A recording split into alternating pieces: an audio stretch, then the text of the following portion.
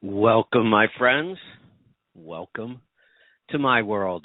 I'm your host, Kevin Rutherford. We are here live. We're going to open the phone lines right now, and today is going to be fast and furious. We're only doing an hour today live, so jump in and join us right now. The pattern has been we have no calls at the beginning of the show. They start to come in around halfway into the show, and then I look up with 15 minutes later and my board is slammed and I can't get to all the calls. So I can talk for an hour, or you can call in right now and I promise you'll get through. So join us. 855-950-3835. If you're listening on our live stream at Let's Truck, if you're listening on the live stream at tncradio.live, pick up the phone and join me. I'd love to hear from some of our new listeners on TNC that are just hearing us for the first time this week. I'd love to hear some feedback from you, so pick up the phone and join me. We can talk about trucks, money, fuel mileage, maintenance, tires, taxes, technology, health and fitness on the road, getting started as an owner-operator, finding freight, working with brokers, getting your authority, you name it. We'll talk about it. All you have to do is pick up the phone. Calls are starting to come in already. I'd love that. I do have a little bit I want to talk about, and then we're going to get right to the calls, so keep them coming. One of the things I want to point out today, I'm not going to do long opens on this show, but every now and then I think there's something important enough to take a couple minutes. I'm starting to see a lot of comments on social media about rates. We haven't heard many complaints about rates for the last couple of years, but they are back. And I only think it's going to get worse. We're actually down about 30 cents a mile since January, maybe even a little more this week. I follow and talk with Noel Perry. He's an analyst in the industry that covers all of this stuff. He's been doing it for, 100 years, I think. He's really, really good at it. He's been predicting this for quite some time, and all of the charts are showing it now. Rates are on their way down, and it doesn't look like they're going to stop anytime soon. Now, what's confusing people is the fact that fuel is at historical highs. And people are saying, fuel's so high, stop booking cheap freight. First off, we have to understand that those two things correlate a little bit, rates and fuel. When fuel goes up, it will bring rates up a little bit with it. Fuel surcharge goes up, but even freight without a fuel surcharge we'll see better rates because of fuel cost. So people are confused now. How can fuel be going up so high and rates be going down? What you'll have to understand is that if fuel starts to drop, rates are going to drop even faster then. So it is the high fuel price that's actually shoring up rates a little bit right now. But the two are not 100% correlated, not even close, because prices in a free market, we're still somewhat free, prices in a free market depend on supply and demand of each different thing. Fuel is through the roof because we have a huge worldwide demand for diesel and our supplies are low. And that's because the U.S. stopped pumping. That's political. I'm not going to get into it, but that's what's going on. And it looks like that's going to last for quite some time because this administration has made it pretty clear, even with a lot of pressure from both sides, doesn't look like they're going to open up any kind of pumping. So fuel's going to stay high. And yes, rates can come down with high fuel prices, and they could come down a lot. This could be a bloodbath in the trucking industry. We have a whole new generation of owner-operators that have never dealt with a real down economy. In fact, our entire economy, if you're 30 years old right now, you have never dealt with a bad job market or a bad economy because you were 18 the last time we had a bad economy. They don't even know what it's like. So we are in for a shock to the system, I believe, and it's already started. So when I see these complaints, oh, don't take the cheap freight. Yeah, well, you better figure out what cheap freight really is, and you better start understanding rates and lanes. And you can bitch all you want, and you can say we're not going to pull it, but somebody will, and the rates are going to be what the rates are going to be. And they're on their way down, and fuel is on its way up, and this is going to be a very, very challenging environment to own a truck.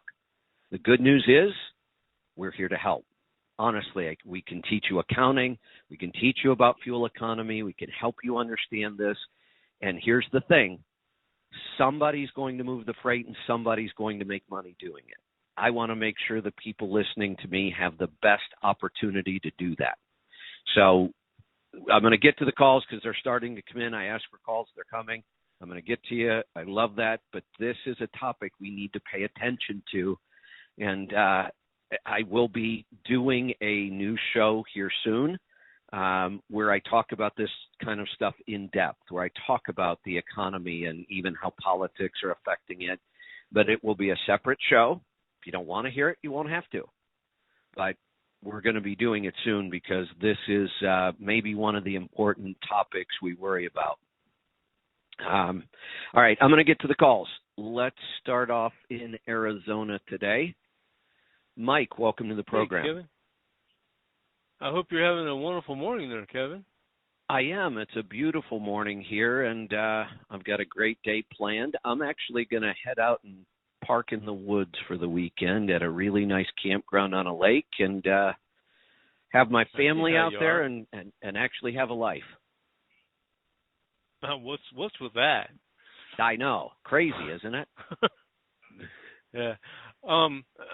I was calling because I talked to Angie yesterday because I had an issue with my reception, trying to hear you, and then there was a background voice at the same time while I was hearing you in the background.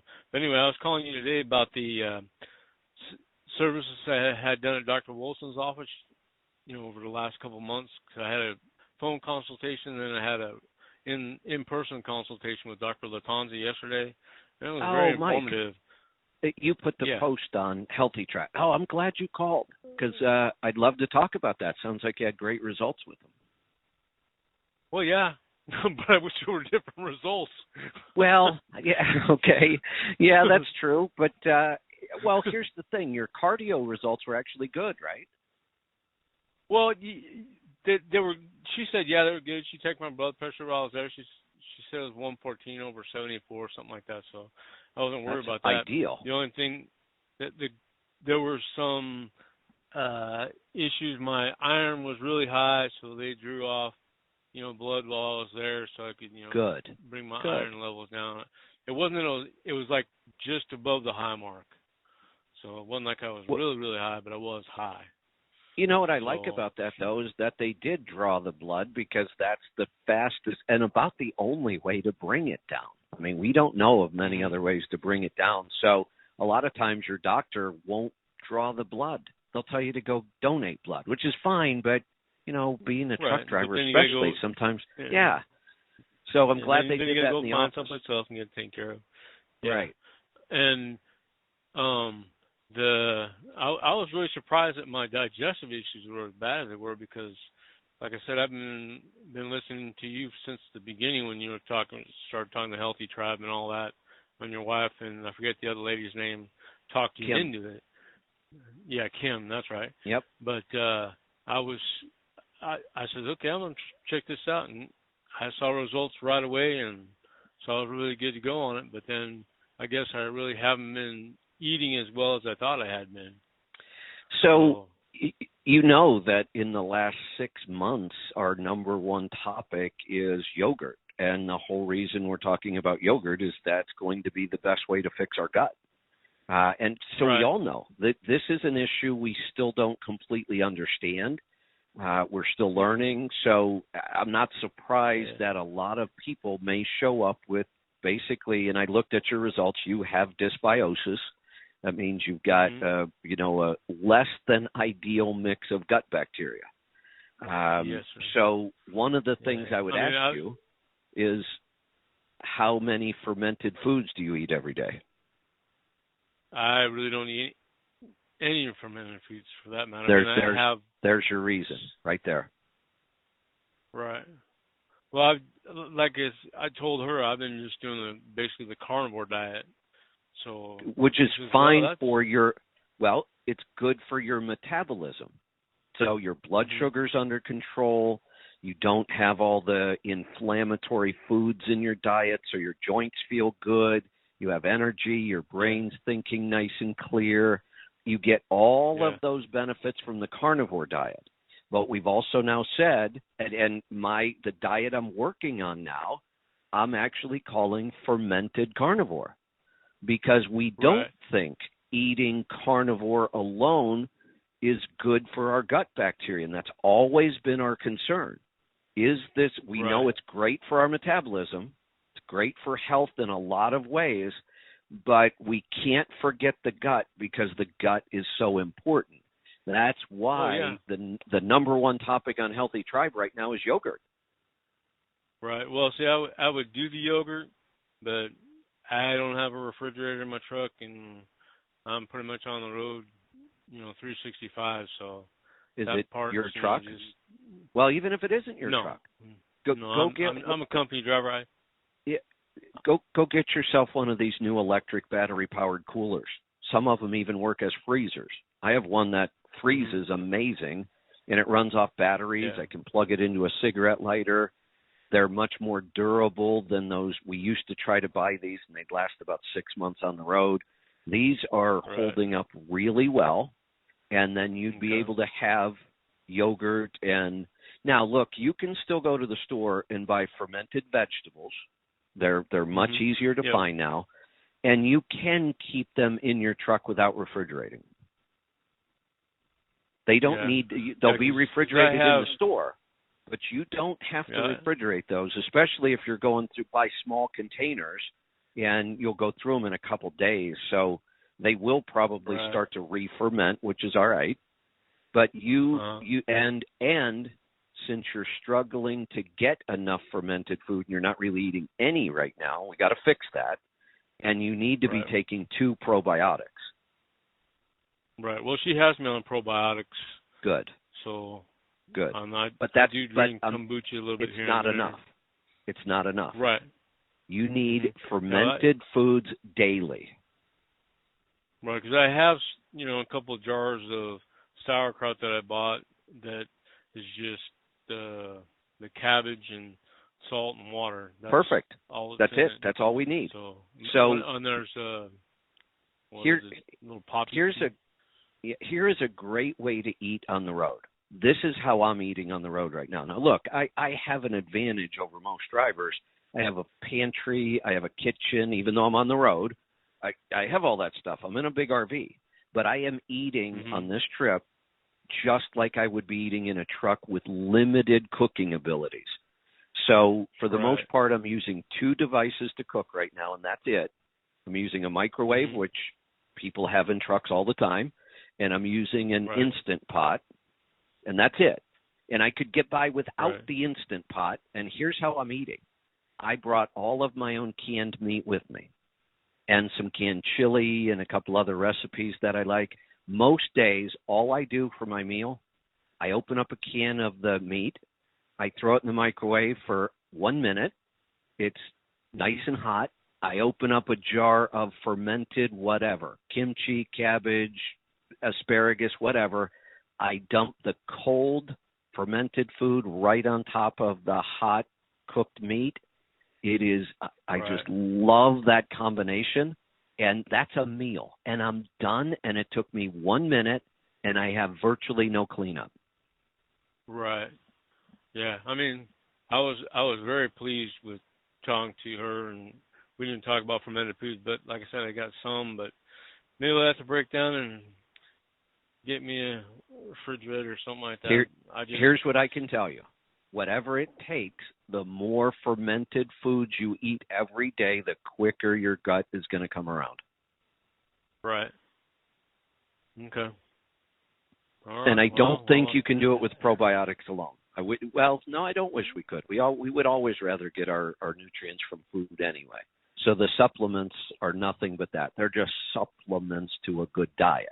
And if we get our diet good enough, then we don't even need the supplements, and that's our real goal. Yeah, and while I was there, I was talking very highly of you. And she says, no, I hadn't had a chance to meet him, but I've heard highly of Kevin Rutherford. Well, thank you. Actually, thank you. I had a shipment done that was sent to me there at their office, and I showed her the Cardio Miracle, and she goes, oh, that's pretty good stuff. Good.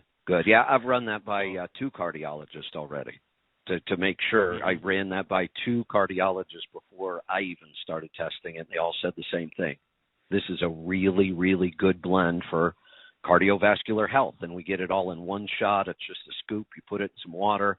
I can even take a supplement like that, and I do. I drink 2 glasses a day.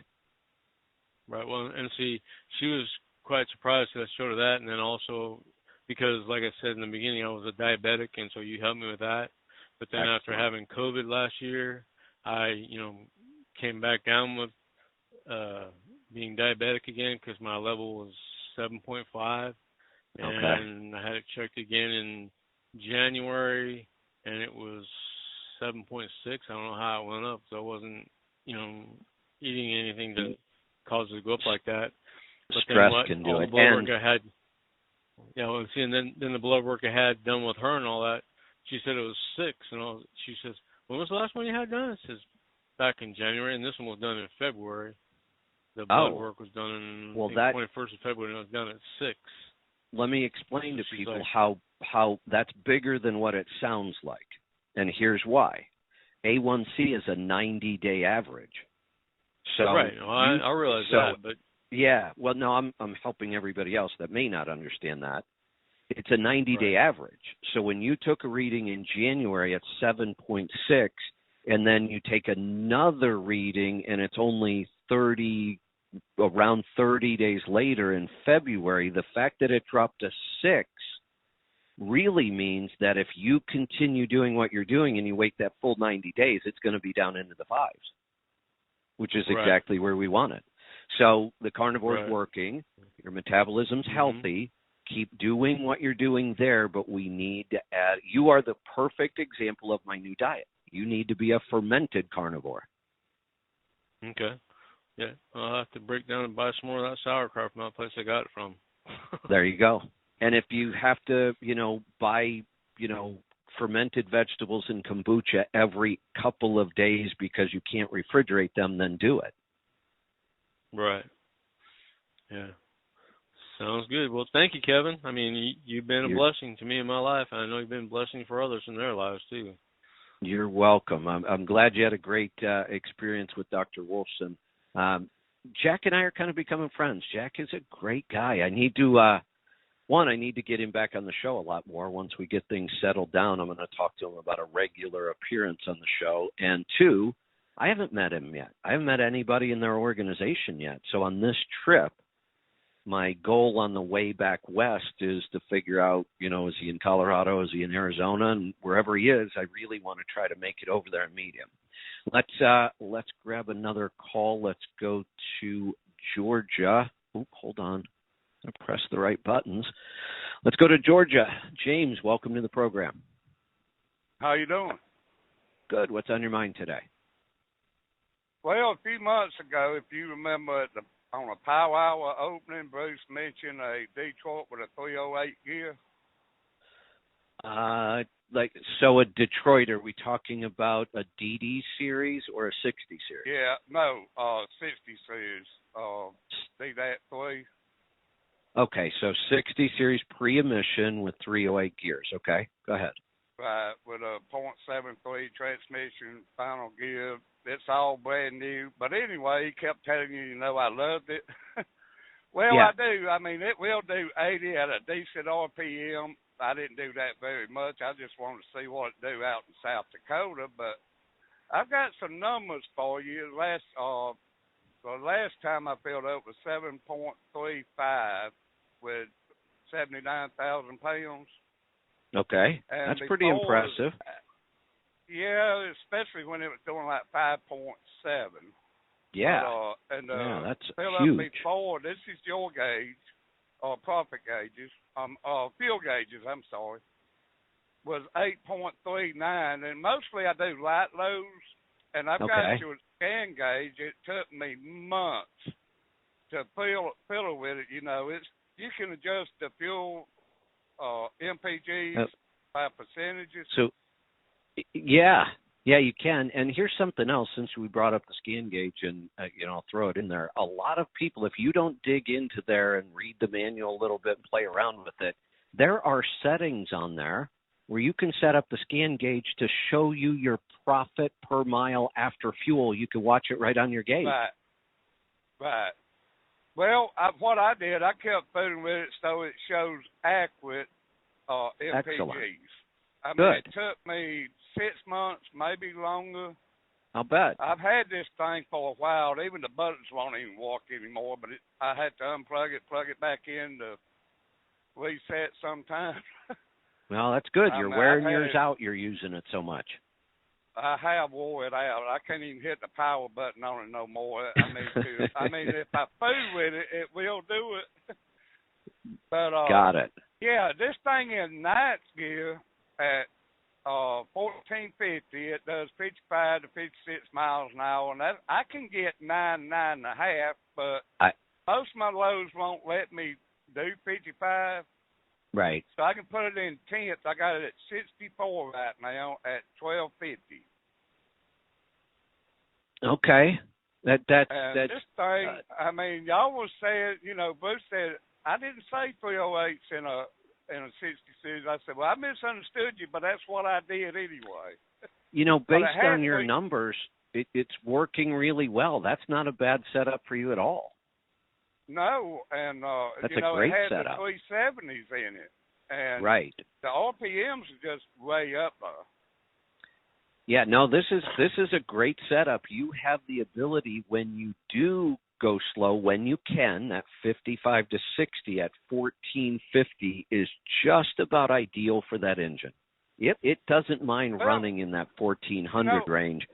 But it'll still do pretty good down to about 1250. Any lower than that, and that engine's going to start to struggle. So I think you really kind of picked really don't. I can go down to where the cruise won't kick in, because I got the Pittsburgh Power Tune. I got the that's why. That's why. Yep. That will allow you to go down lower in RPM on that engine, and it still runs really well. So congratulations. You got a great setup here.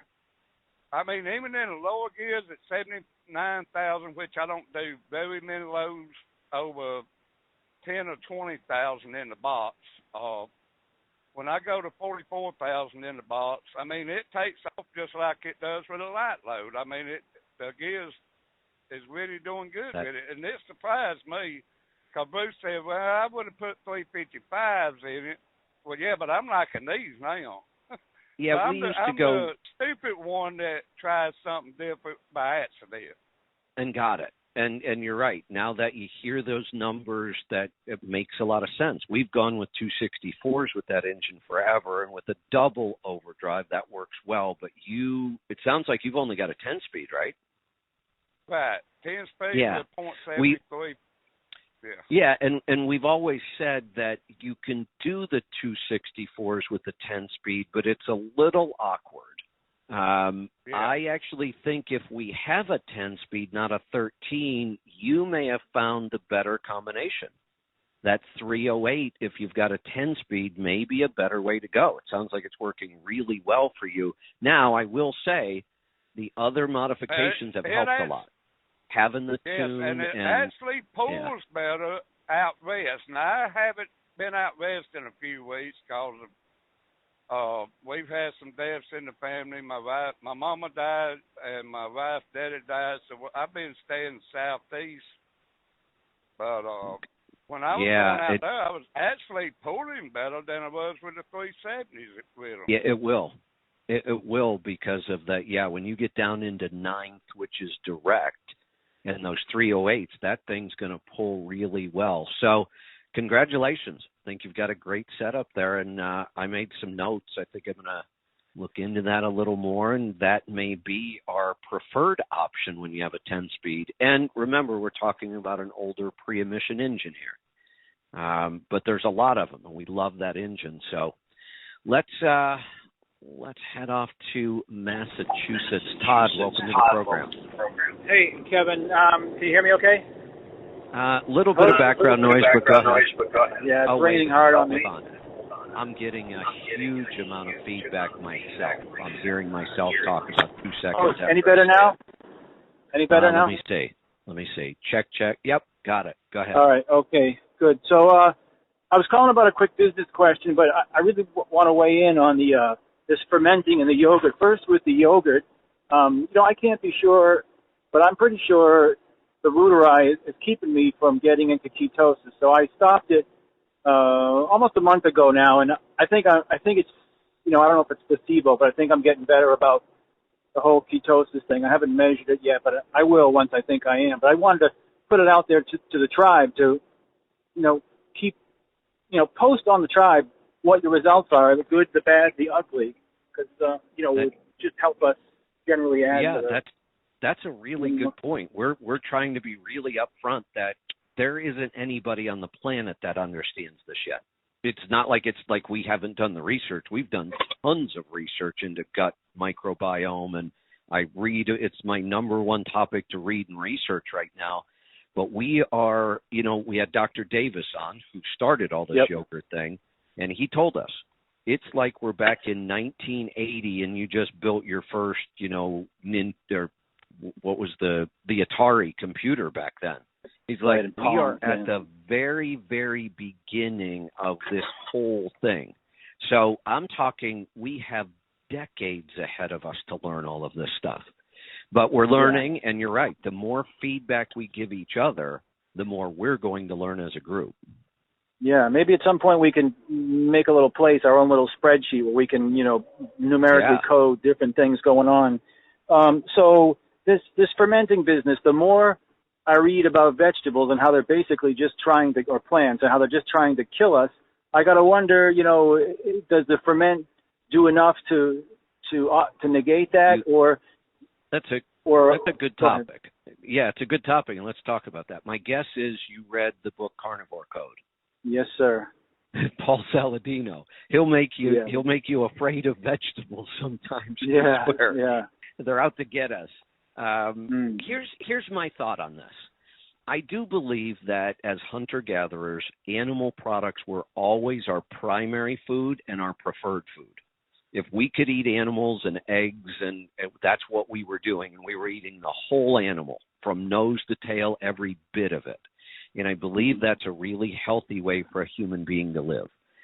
I also believe that plant food was probably more like emergency food. Like, we didn't kill an animal today and we're hungry, so we dig up a tuber and we try to figure out how to eat it. And but then I also believe that plant food was medicine. So some of those compounds that may not be all that healthy for us if they're in our diet every day, they may be powerful medicines. And I really believe that. And I believe that's why every tribe had their shamans and their witch doctors or their medicine men or whatever you want to call them, because they had the knowledge and they passed it on. We use this plant when you're feeling like this. So I believe that plants were probably used more for medicine than they were for food. And cannabis, this can be used for food, medicine, and energy, and it's very sustainable. You can grow whatever it is, a 20-foot stalk in weeks. Yeah. Between cannabis and hemp, right? It's an amazing family of plants. I agree completely. Maybe one of the most amazing plants we have, really. Totally. Most even think of, like, I grow some medicinal herbs.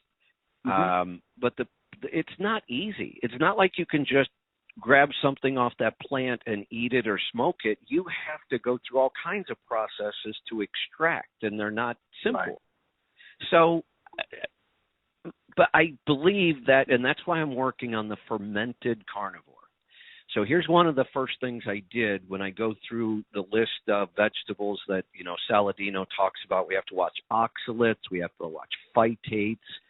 We have to watch, there's another whole class in there. I'm drawing a blank on the name. Brassicas? The brassica class? Some of the brassicas can be a problem. Cabbage, I think, is probably one of the less likely to cause lectins, problems. Lignans, yeah. Oh, lectins, that's it. Yeah, we've got to watch lectins. So beans are high in lectins. They can be a problem. And if we know how to soak and sprout and ferment, we actually can get rid of a lot of that. And that's why our ancestors, without understanding any of the science, started soaking and sprouting and fermented foods that had some of those problems. They figured it out without understanding the science. Then if we look at foods like leeks and garlic and asparagus and Jerusalem artichoke, they are loaded with prebiotic fibers that feed our gut bacteria. Mm-hmm. So my diet that I'm working on is finding all of those low problem vegetables and vegetables with high prebiotic fiber, fermenting them to make them even better for us, to get rid of some of the problems and add all the good probiotics. And I believe if we add the fermented to the carnivore, we might be getting really close to the perfect human diet. And what if we just ferment the meat? What's the deal with that? There's another great idea that I just haven't had time to explore yet. There are lots of cultures that traditionally fermented meat and fish. And that really starts to get exciting, because now you're getting super nutrient-dense animal products and probiotics in the same food. That's kind of exciting. Yeah. But I will tell you that fermented meat and fish really freak people out. So we got to kind of get over that. Yeah. Yeah. So I just wanted to mention one more thing about yoga and a quick business question.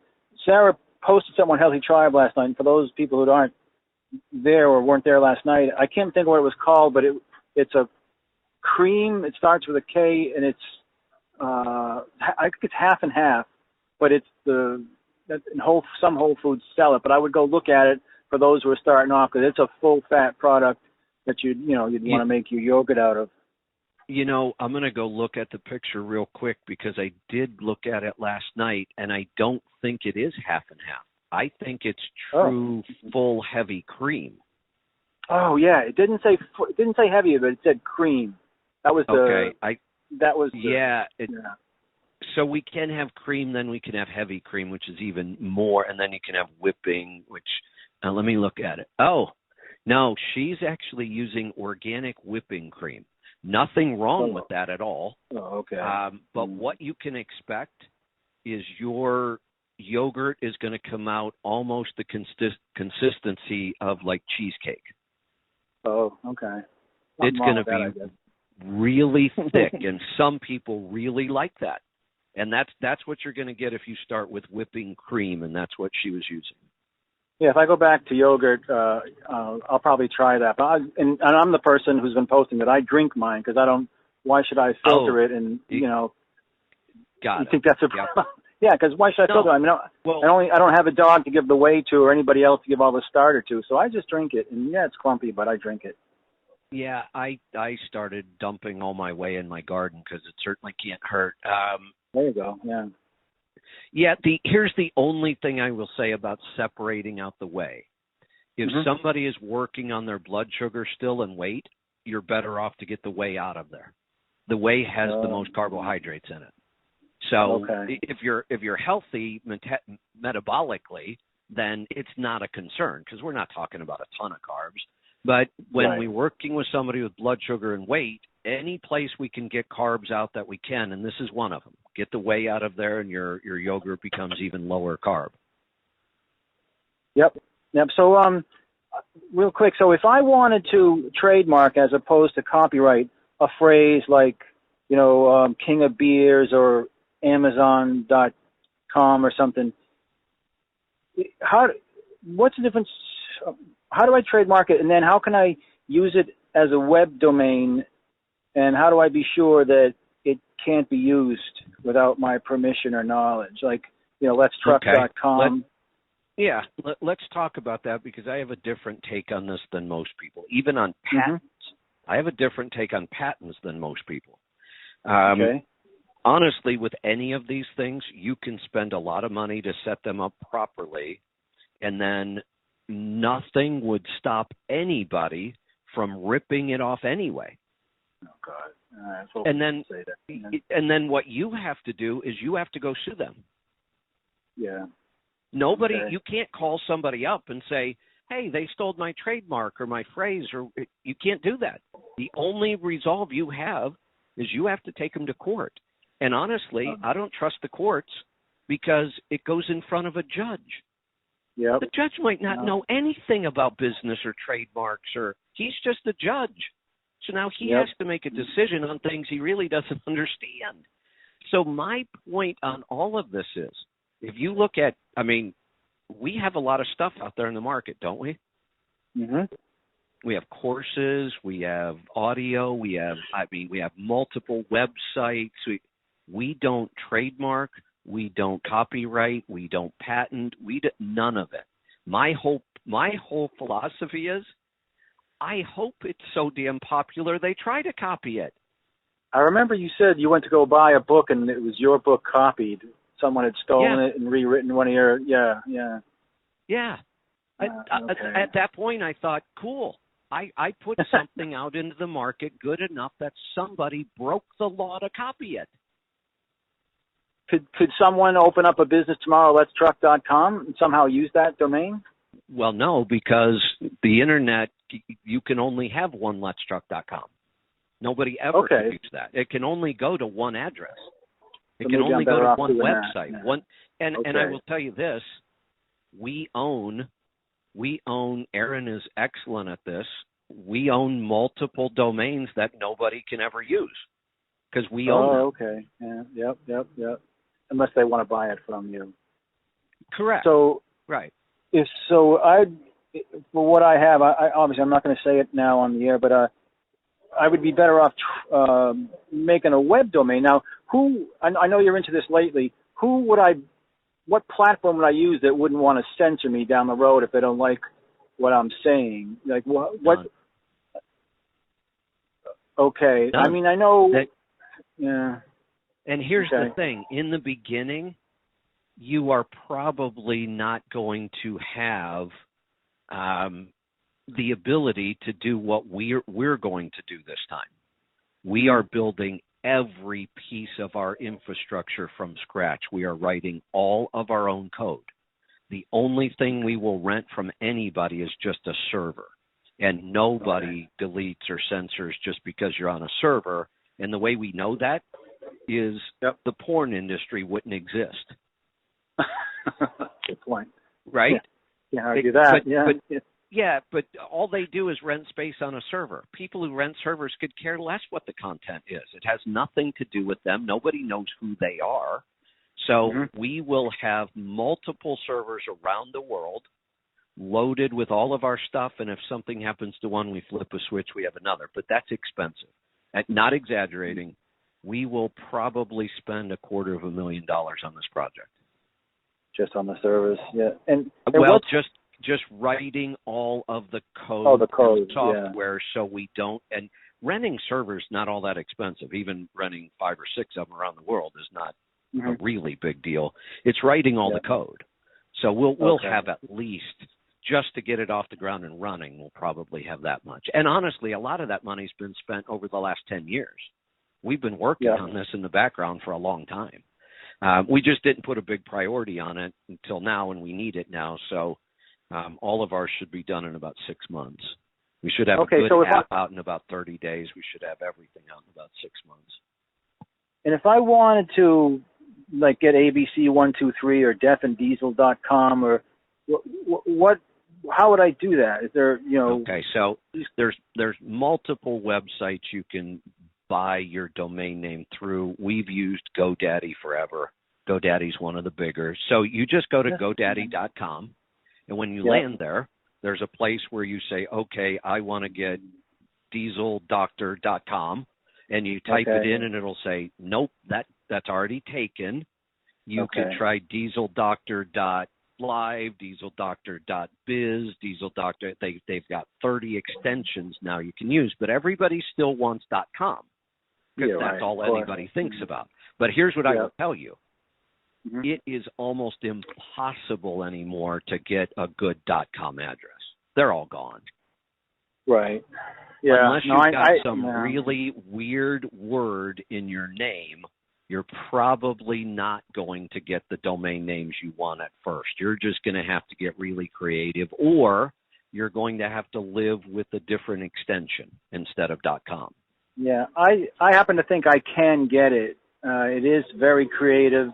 I am a writer. I write music, so I'm always playing with words. I think I remember researching that GoDaddy is owned by Amazon. That made me uncomfortable.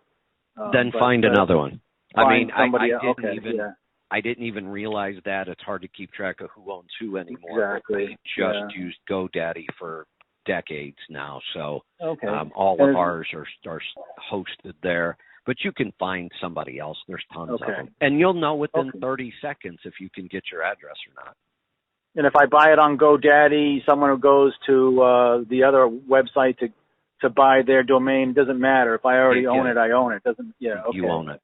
Once you own a domain, it's yours and nobody can take it away. As far as I know. I mean, who knows what these companies can do today, but I've never heard of that. Okay. Hey, one other quick thing. Your hormone receptor cleaner product, I think it's called, it's in your store. And I started taking that about the time I gave a couple of weeks quitting the yogurt. And I won't get on the scale. It causes me too much stress. But I think the weight is coming off. My torso is starting to change. And I just wanted to let you know, like I'd like people to update their experience with the yogurt. I just thought I'd throw that in there for anyone who's done everything possible like me and they're still not losing weight. That hormone receptor cleaner product seems to be working for me, and I'll let you know. And what that tells us is that stress was what was causing your weight stall, and that's what we believe for most people. It is stress. Let's keep rolling through the phone calls here. We're going to go to Kansas this time. Freddie, welcome to the program. Hey, Kevin. Nice to hear you again. How you doing, sir? Good. What's on your mind today? Well, your opening, I caught a little bit of at the end there, and I tried to work with a few guys over the last couple of years, trying to help them navigate this trucking industry and get their numbers. And people procrastinate, but this is going to be a real dicey time. That's what I've been worried about, is rates dropping and this fuel price going high as it has. So that's really been all my focus as of late, and glad to hear I'm not alone with that. Yeah, they're dropping actually pretty fast, and I think what's happening is there's so many other things going on in the world. Ukraine, COVID rears its ugly head once in a while. In fact, it's kind of strange. We're starting to see a bunch of new COVID outbreaks around the world. South Korea is struggling with an Omicron outbreak that seems to be killing people. China's locked down like 35 million people again because they've had some big outbreak. So I have a feeling we're not through COVID yet, unfortunately. Right. Well, I try to tell people there is, you probably have a better handle on this. There is a price of fuel that will just kind of slow down the economy just because it's so high. I guess it's somewhere around the $5 mark. Am I incorrect with that? If I had to guess, and I don't know that any of us really know this, but it seems to me like it's more around the $4 mark. Okay. Yeah, because if we could stay between like $3.75 and maybe even as high as $4.25, it'll slow down the economy a little bit, but it keeps the rate strong enough for us that's actually not a bad spot to be in trucking. But if it stays over 4 for too long and we start talking about 5, I think that's going to be what takes down our economy. Right, because people are just going to stop producing because it's just too expensive.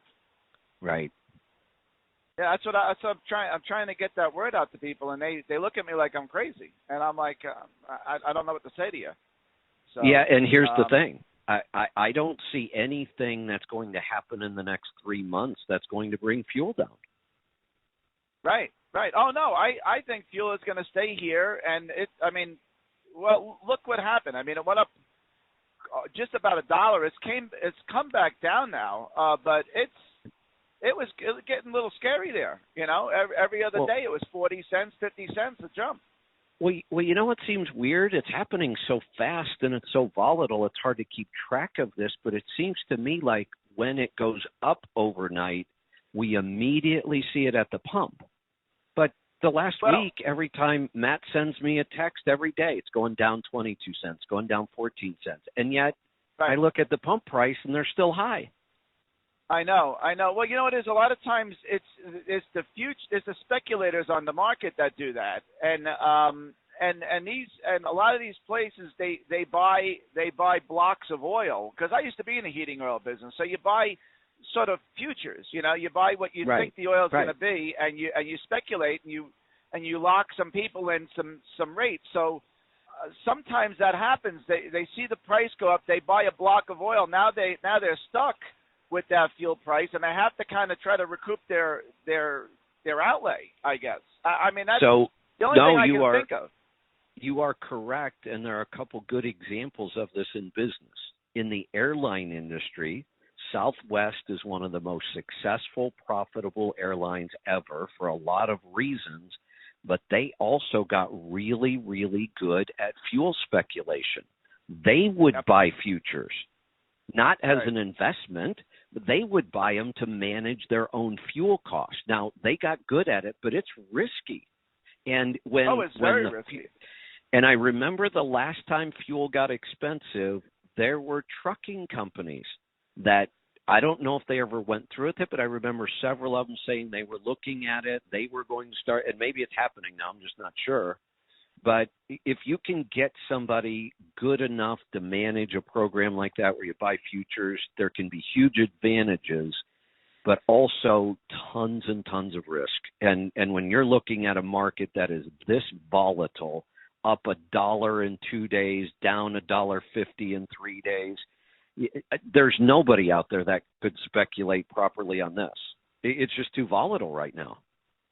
Right. And I always look at, I don't really look at short term. There's nothing you can do, you know, and a lot of times I'm working on the spot market. So a lot of times these brokers have already bid this freight and there's really no room to work with. So this is where guys are going to get jammed up. Like you said, there's a lot of people out there that are used to $2.50 and $3 a mile freight. And they have to be able to focus on $1.50 a mile freight. Because I remember when deregulation stopped, everyone went to $1 a mile, 98 cents a mile. I remember working for. Right, exactly. And here's the other thing: at the same time those rates are crashing, and they're going to keep crashing, there doesn't seem to be anything that's going to bring fuel price down. So they were used to $3 a mile freight and $2 a gallon fuel. Right. Yeah, and this is the scariest time. This is the scariest time in this industry, because I tried to hedge my bets and tried to do some things with some other carriers. Things, but anyway, I want to just emphasize that warning you gave this morning in your open about these guys out there who bought trucks high and are running, and run. I mean, last night I was in Nebraska, and it was 46 degrees out, and the guy next to me had his truck on high idle. I had the truck off. I mean, it was a beautiful night. Absolutely. Yeah. I don't know. I mean, I don't get it, but everyone has to really. If you haven't gotten around to it, you have to get your numbers in order, because. Like you said, it's going to be a bloodbath, and sometimes this is avoidable if you could just make some necessary changes now. It may not be because you're so high on your expenses, but you really need to find that out. Hey, Fred. Yes, sir. I started saying this in 2017. Obviously, my timing was wrong, But my point, even in 2017, was even if I'm wrong, this strategy is still good. Why wouldn't you do it? Why wouldn't you start paying down debt, saving cash? And the people who started doing that 3 years ago, they may be looking at their biggest opportunity ever right now. Right. Exactly. And that's why I try to hammer that home with anyone who would listen. Unfortunately, you can only tell people what you can tell them. And my advantage is I'm here on the radio hammering it every day, and people hear it over and over and over, and sometimes that's what it takes. And I just think that's why our show's been so effective at helping people, is just because of the consistency of it. Right. I mean, my fuel price is up to about 54 cents a mile right now. I run an old classic truck. Fred. Yes, my fuel cost per mile exceeded $1 on this trip now. Well, I'm not kidding you're part Rockefeller, aren't you? Yeah. I wish I had an oil field or two sitting around somewhere I could tap into. Yeah, I am. Every time I start up this coach, it goes through my mind. $1 a mile is what what it's costing me now. Right. Yeah, it's crazy. Quick on the yogurt. Just so people understand, by the time I get home from this trip, I'll probably have logged about 6,000 miles. Yeah. That's an expensive trip. It seems like I might have been able to rent a limo for the whole time cheaper. Or flights and Uber, right? Yeah, something. But I do love being in the coach. I'd never be able to do the show like this. I would have never been able to get us up and running so quick if I wasn't in, the coach where I can control so much. So I love it, but I'm shocked that I am now paying $1 a mile to drive around the country. Wow. Yeah, that's expensive. The struggle I've been having as of late with the show is because I listen through the phone, it's tough when I'm trying to conduct business or what have you, getting phone calls in between. But it's working. Right. It's working okay. Real quick with the yogurt.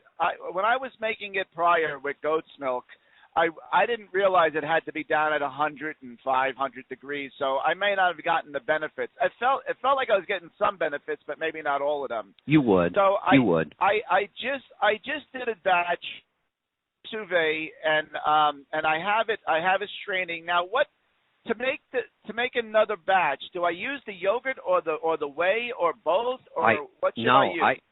I like to use the whey. The whey is perfect, and it's almost like a waste product anyway. I'm either going to use it to make a new batch, I'm going to give it to somebody else, or I'm going to dump it in my garden. Some people put it on their dog's food. That's a great thing to do too. But yeah, always just use the whey to start your next batch. That's all you need. Okay, I wasn't really quite sure, and sometimes I don't have time to really dig into some of the articles you've posted. When you strain it, you're going to get a little bit of both. I mean, pure whey would be almost like lightly yellow and clear, and you'll find that when you strain it, you come up with a kind of a thin white product, which means you've got both whey and yogurt in there. Right. I got you. All right, excellent. Well, listen, I appreciate everything you do. I'm happy to talk to you again, and everyone be safe out there, and maybe I don't know if you're going to be down in Dallas. I'm going to try to see if I can make it up there this year and see you. Probably. If you're up around there. All right. Sounds good. I don't see why not. Yeah, it's the plan. Hey, got to cut you loose. I want to get to just looked. We're running out of time. I want to talk to Mark in Arizona. Welcome. Hey, thanks for taking the call. Good to hear you. I've got a consultation tomorrow with my medical doctor and going over some cholesterol readings that he says are high. Been on been eating well, the best that I can on the road with your diet that I've been doing, mostly carnivore, and it's always been high. Since I've been on the diet, I got off the statin drugs, but it's still coming up high on their medical stuff. Hey, Is there? Go ahead. Do you happen to have your numbers? I got the old numbers, but I'll get the new numbers tomorrow. They didn't release them on my portal yet. So I'll give you a call with them. Well, when did you do the old numbers, and how were you eating then? I was eating well, same as I am now, the best I can, you know. I don't cheat, no grains, no corns, all that stuff. They were still high. How long ago was this? That was a year. Okay, so if you have those old numbers, or if you can get them pretty quickly, I'm going to guess that your numbers haven't changed much. Yeah, that's what I'm thinking too. Right. So if we go over the numbers, I'll tell you what they're like, and it's probably going to be a very different answer than what your doctor gives you. I know it is. That's what I'm going to give him the answer tomorrow. Like I said, tomorrow. If you give me the numbers, I'll give you really good info you can go over with your doctor. Okay. I'll have to dig those up. Okay. And I'll have to get the numbers from him tomorrow. They won't. I don't know why they won't give them to me yet. Yeah, it's a I know. So pre-look at I can tell you that if I don't have a doctor, I don't want a doctor, I don't go to the doctor. If I break my hand like I did, I'll go to the emergency room. They did an amazing job. But I can promise you the doctor would freak out. My total cholesterol is 245. Okay. And that's where I want it. Because I also know that my HDL is very high, which is awesome. My triglycerides are low most of the time, which is awesome. And my LDL, even though I've never done the particle test, I'm pretty sure if I did the particle test on my LDL that I would be right where I want to be. And there's no way I would ever let a doctor put me on a statin, and they would freak out. 245, you have to be on a statin. Oh, hell no, I don't. I asked him to do a particle test, and he looked at me with a horrified look on my face like, how do you know about that test? But he said he would, so I'm going to see if he's going to get that number back to me. Because I heard that from you and Dr. Wolfson, that the cholesterol stuff is really, gray areas, but the particle test will tell the truth. Yeah. Yeah, and even cholesterol isn't that much of a gray area. We know we want high HDL. We know we want low triglycerides. And LDL, the number itself, doesn't matter. We need to see the particle size. So it's really not all that gray. And there are plenty of doctors, Dr. Wolfson is one of them, that says if you're eating the way we think you should eat, like a paleo-based diet, good, decent quality meat and oils, that whatever your cholesterol is probably what it's supposed to be. That's what I'm thinking. Yeah. So then that's the only reason I do have that doctor is for catastrophic injury. Yeah, exactly. Medical. Well, and I realize part of their program. Yeah, and drivers have to do their physical. I get that. When I had a CDL, I did have to go do my physical. But most of my adult life, I've never had a doctor, and I don't want one. Exactly. Okay. I'll be in touch when I get all the numbers back. And really enjoy the new format here. It's working out well for me. Good. I like that. Yeah, I think that everybody probably. I know the technology's a little weird right now, and it's not as easy as just hitting the button on your radio on the dash when you're going down the road. But I also have to believe that people are loving, and they're telling us they do. That no brakes. I love the no brakes. I mean, this is so much better for me, and the fact that every show we do now is recorded and you can listen to it forever. That's right. Exactly. And I'm still looking for that $4 now gallon fuel. Yes, ma'am. Because we're not seeing any of that out here on the west side. I just filled in California at $6.25, and Arizona there's nothing under $5 in Arizona, at least the Phoenix area yet. So wow. Our fuel card. I've been leased to the same carrier, since '94. I've been really real lucky. Quick. I just looked at the clock. I just want to say goodbye to the listeners on TNC Live, and we're going to wrap this up in a couple minutes. So.